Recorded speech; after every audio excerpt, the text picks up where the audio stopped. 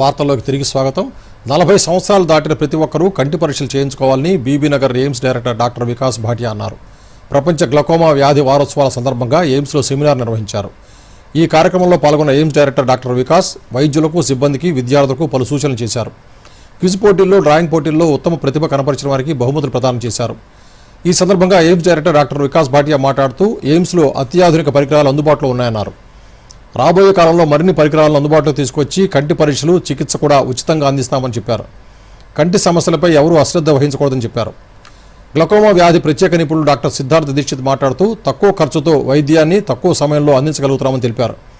ప్రతి ఒక్కరూ ఏదైనా వ్యాధికి మందులు తీసుకునే ముందు డాక్టర్లు సూచించిన మేరకు మాత్రమే మందులు వాడాలన్నారు.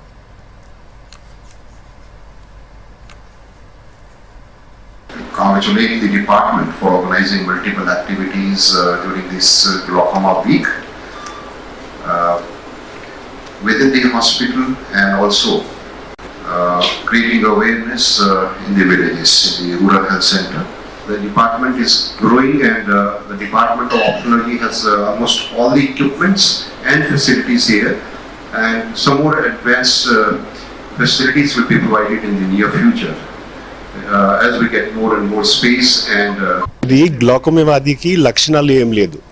అది మన పూర్తి చెకప్ చేసినప్పుడు కంటికి అప్పుడే అర్థమవుతుంది.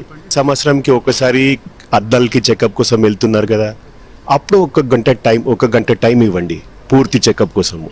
కంటికి పాప పెద్ద చేసి లోపల ఉన్న నరాలు ఎలా ఉంది, నరాలు మంచిగా ఉందా లేదా, నీటి కాసులు ఉందా లేదా అర్థం చేసుకోవడం కోసం ఈ పూర్తి పరీక్ష చేస్తేనే అర్థమవుతుంది. అలానే ఒక్కొక్క అలవాటు వల్ల ఇది గ్లాకోమా వస్తుంది. ఇట్లా మెడిసిన్ షాప్ నుంచి మందులు తీసుకోవాలి. మందులు తీసుకున్నప్పుడు అది స్టీరాయిడ్ ఉందా లేదా అడగండి. ఎందుకు స్టీరాయిడ్ ఎక్కువ వేస్తే 100% అందరికీ